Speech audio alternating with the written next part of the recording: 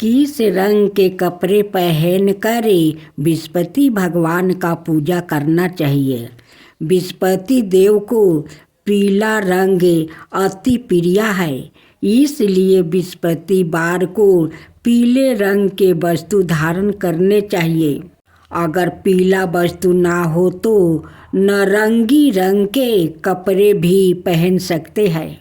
अब सुने बृहस्पतिवार की पौराणिक व्रत कथा। प्राचीन समय की बात है, एक नगर में एक बड़ा सेठ रहता था। वो जहाज़ों में माल लदवा कर दूसरे देशों में भेजा करता था।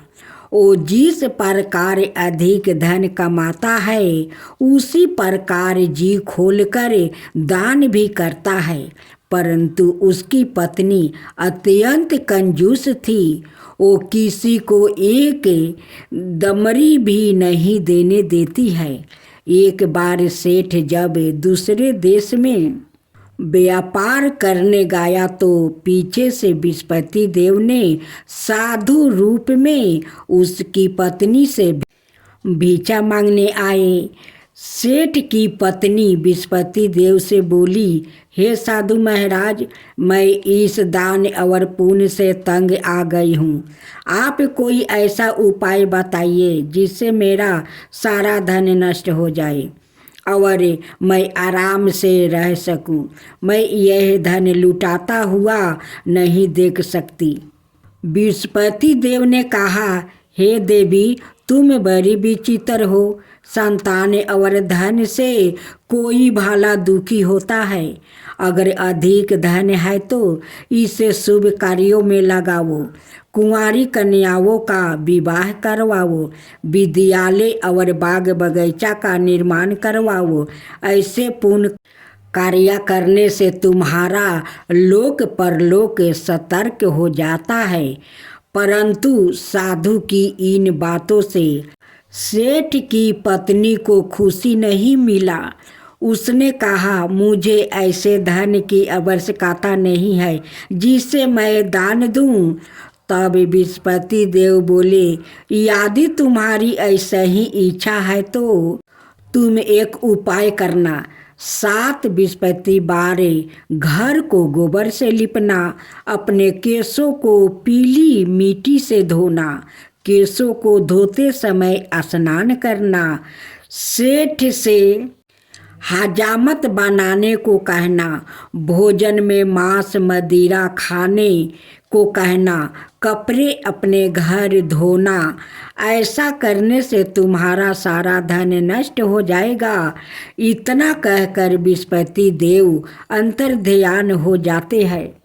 सेठ की पत्नी ने बृहस्पति देव के कहे अनुसार 7 बृहस्पतिवार वैसे ही करने का निश्चय कर लिया। केवल 3 बृहस्पतिवार बीता है कि उसी समस्त धन संपत्ति नष्ट हो गई और वो परलोक सिधार गई। जब सेठ वापस आया तो उसने देखा कि उसका सब कुछ नष्ट हो चुका है। उस सेठ ने अपनी पुत्री को संताना दी और दूसरे नगर में जाकर बस गया। वहाँ वो जंगल से लकड़ी काट कर लाता और शहर में बेचता। इस तरह वो अपना जीवन व्यतीत करने लगा। एक दिन उसकी पुत्री ने दही खाने की इच्छा प्रकट की, लेकिन सेठ के पास दही खरीदने के पैसा नहीं था। वो अपनी पुत्री को आश्वासन देकर जंगल में लकड़ी काटने चला गया। वहाँ एक वृक्ष के नीचे बैठा अपनी पूर्व दशा पर विचार कर रोने लगा। उस दिन बृहस्पतिवार था। तभी वहाँ बृहस्पति देव साधु के रूप में सेठ के पास आया और बोले, हे मनुष्य, तू इस जंगल में किस चिंता में बैठा है। तब सेठ बोले, हे महाराज, आप सब कुछ जानते हैं। इतना कहकर सेठ अपनी कहानी सुनाकर रोने लगा। विस्पति देव बोले, देखो बेटा, तुम्हारी पत्नी ने विस्पति देव का अपमान किया है, इसी कारण तुम्हारा यह हालत हुआ है। लेकिन अब तुम किसी प्रकार की चिंता मत करना। तुम गुरुवार के दिन विस्पति देव का पाठ करो। 2 पैसे के चने और गुड़ को लेकर जल के लोटे में शक्कर डालकर वो अमृत और प्रसाद बनाकर अपने परिवार के सदस्यों और कथा सुनने वालों में बांट दो। सवाए भी प्रसाद खा लो और चरणामृत लो। भगवान तुम्हारा अवश्य कल्याण करेंगे। साधु की बात सुनकर सेठ बोला, महाराज, मुझे तो इतना भी नहीं बचता है कि मैं अपनी पुत्री को दही लाकर दे सकूं। इस पर साधु जी बोले, तुम लकड़ियाँ शहर में बेचने जाना। तुम्हें लकड़ियों के दाम पहले से चौगुने मिलेगा, जिससे तुम्हारा सारे कार्य सिद्ध हो जाएगा। उसने लकड़ियाँ काटी और शहर में बेचने के लिए चल गया। उसकी लकड़ियाँ अच्छे दाम में बिक गया, जिससे उसने अपनी पुत्री के लिए दही लिया और गुरुवार की कथा हेतु चना गुड़ लेकर कथा की और प्रसाद बनाकर बांटकर सवाए भी खाया। उसी दिन से उसकी सभी कठिनाइयाँ दूर होने लगी। परंतु अगले बृहस्पतिवार को वो कथा कराना भूल गया।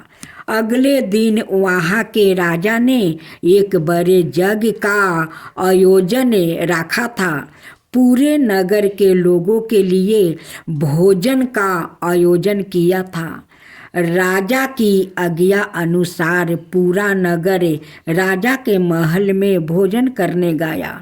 लेकिन सेठ वो उसकी पुत्री तनिक विलंब से पहुंची।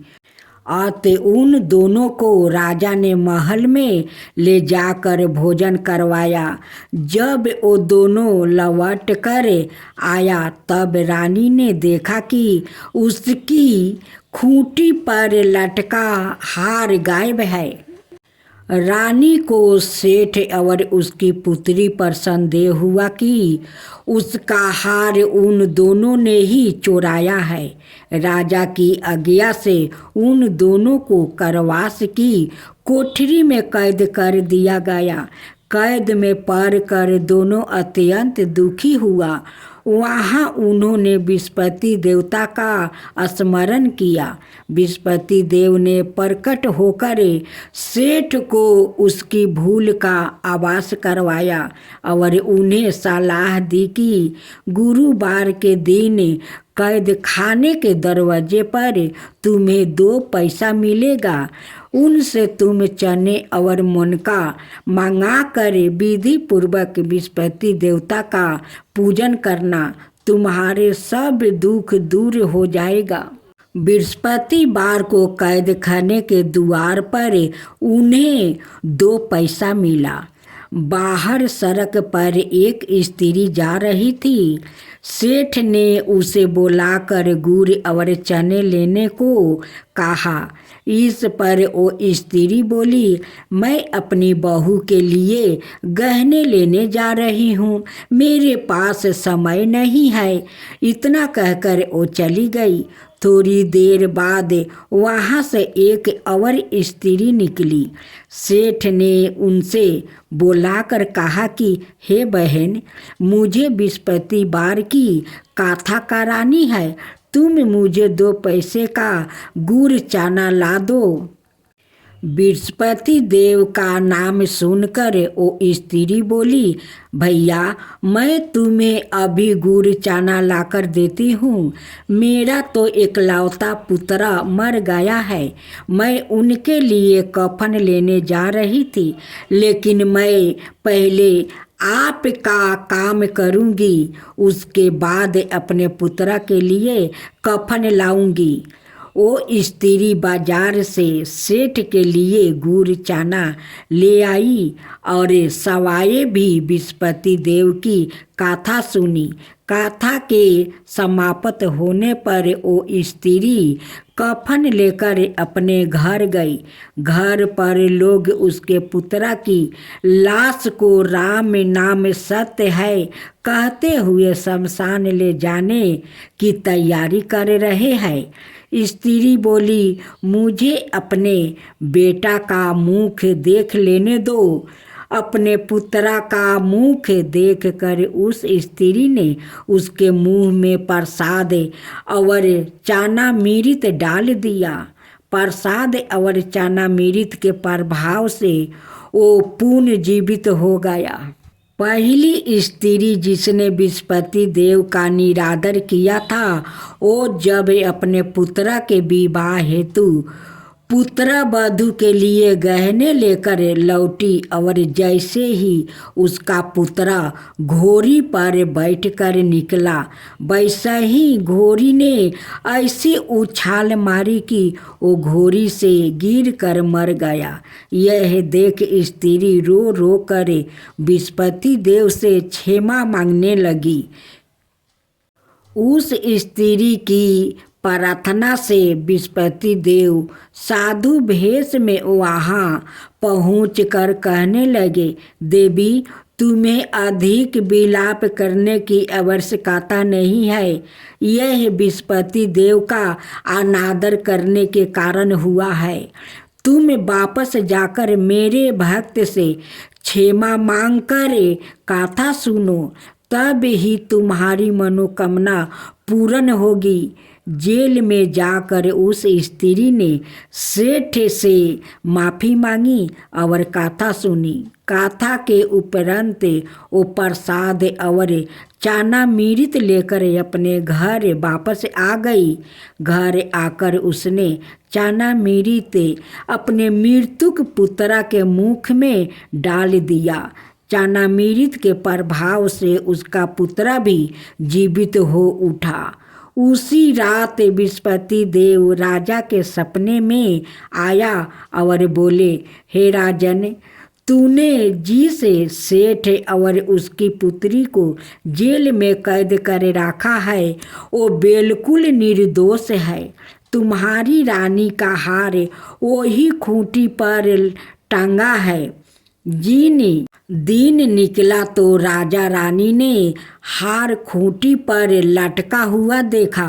राजा ने उस सेठ और उसकी पुत्री को रिहा कर दिया और उन्हें आधा राज्य देकर उसकी पुत्री का विवाह ऊंचा कुल में करवा कर दहेज में हीरे जवाहरात दिया। अब आप सुने विष्णु भगवान की चालीसा। विष्णु सुनिए विनय सेवक की चितलाई, करत कुछ बरन करूं दीजो ज्ञान बताई, दीजो ज्ञान बताई। नमो नमो विष्णु भगवान खरारी, कष्ट न सवन कील बिहारी। नमो नमो विष्णु भगवान खरारी, कष्ट न सवन कील बिहारी। परबल जगत में शक्ति तुम्हारी, त्रिभुवन फैल रही उजियारी। सुंदर रूप मनोहर सूरते, सरल स्वभाव मोहिनी मूरते। तन पर पीतंबर अति सोहते, भजंती माला मन मोहते। शंख चकर कर गादा बिराजे, देखत दैत्य असुर दल भाजे। सती धर्म मद लोभ ना गाजे, काम क्रोध मद लोभ ना साजे। संति भक्ति साजन मनरंजन धनुज असुरी दुष्टन दल गंजन सुख उपजाए कष्ट सब भंजन दोष मिटाय करत जन साजन पाप कट भाव सिंधु उतारन कष्ट नाश कर भक्तन उबारन करत अनेक रूप प्रभु धारण केवल आप भक्ति के कारण धरनी धेनु बन के तुम ही पुकारा तब तुम रूप राम का धारा भार उतारय असुर दल मारा रावण अधिक को संगिहारा आप बरहा रूप बनाया हरनियक्ष को मार गिराया धर्म छैतन संधु बनाया 14 रतन को निकलाया अमीलखे असुर ने धूंध मचाया रूप मोहिनी आप दिखाया देवन को अमृत पान कराया असुरन को छवि से बहलाया कुरम रूप धरि सिंधु माझाया मंत्रा चल गिरी तुरंत उठाया शंकर का तुम्हें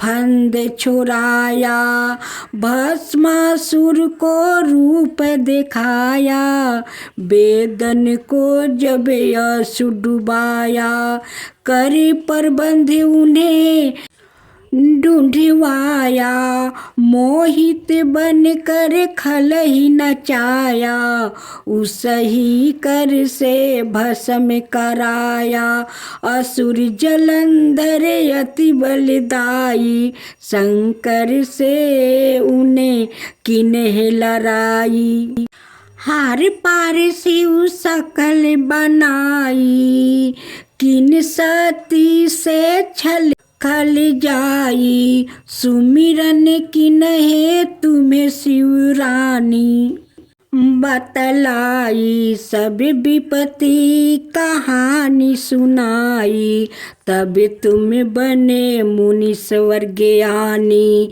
बिंदा की सब सुरति भुलानी देखत तीनी धनुज शैतानी बिंदाए तुम्हें लपेटानी हो यस परसी धर्म छत्ती मानी हानि असुर उर शिव शैतानी तुमने दुर्प प्रहलाद को उबारे हिरण्य कश्यप अधिक खल मारे गणिकाय और अजमील तारे बहुत भक्त भाव सिंधु उतारे हरहु सकल संताप हमारे कृपा करहु हरि सिर जाने हारे देखहु मैं नीजे दासा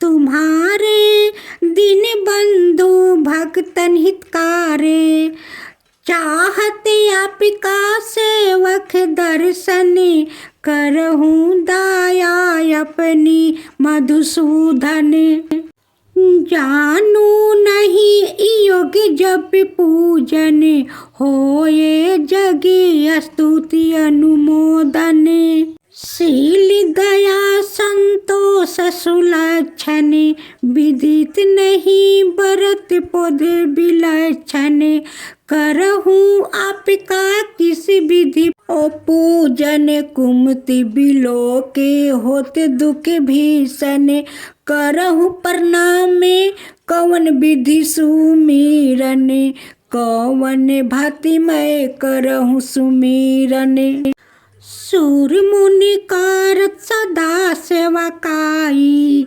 हरिस्ति रहती परम गति पाई दीन दुखियन प्रसाद सहाई, निज जन जान लेऊ अपनाई, पाप दोष संताप नसाओ, भय बंधन से मुक्ति कराओ, सुख संपत्ति दे सुख उपजाओ, निजी चरण का सादा बनाओ, निगम सादा यह विनय सुनावो, पढ़ो सुनो सो जन सुख पावो। देवा जय विस्पति देवा, छिन छिन भोग लगाऊं केदली फल मेवा, ओम जय विस्पति देवा, जय विस्पति देवा। तुम पुराण परिमत माँ तुम अंतर्यामी, जगत पिता जगदीश्वर तुम ही सबके स्वामी, ओम जय विस्पति देवा, जय विस्पति देवा। चरनामृत निज निर्मल सबके पातक हरता, सकल मनोरथ दायक कृपा करो भक्तो, ओम जय विस्पति देवा, जय विस्पति देवा। तन मन धन अर्पण कर जो जन शरण पारे, प्रभु प्रकट तब हो करे आकर दुआरे खरे, ओम जय विस्पति देवा, जय विस्पति देवा।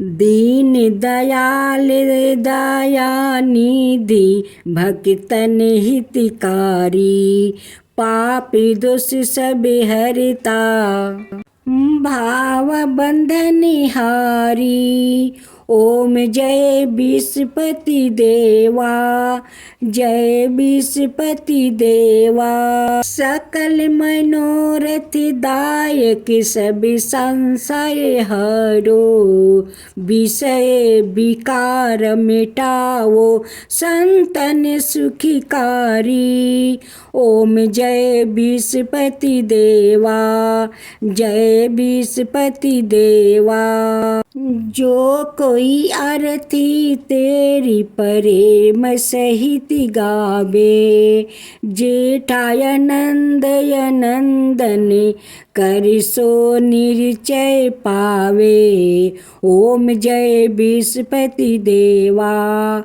जय विस्पति देवा। सब मिलकर बोलो विस्पति भगवान की जय, विस्पति देव की